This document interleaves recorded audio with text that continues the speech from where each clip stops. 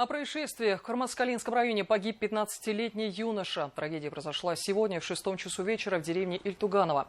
Подросток, управляя мопедом на перекрестке улиц Почтовой и Шоссейной, не справился с управлением и угодил под встречный КАМАЗ. Водитель мопеда скончался до приезда скорой помощи.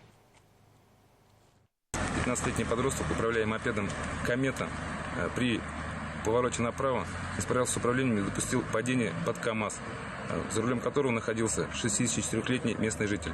В результате дорожно-транспортного происшествия несовершеннолетний подросток скончался до приезда скорой медицинской помощи.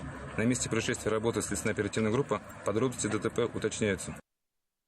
Это уже 4-я трагедия с участием детей за неделю. Сотрудники госавтоинспекции обращаются к родителям с просьбой быть внимательнее к досугу подростков, не допускать несовершеннолетних к управлению транспортными средствами, даже если у них имеются достаточные навыки, хранить ключи от замка зажигания в недоступном месте и помнить о том, что своевременная бдительность может предотвратить несчастный случай.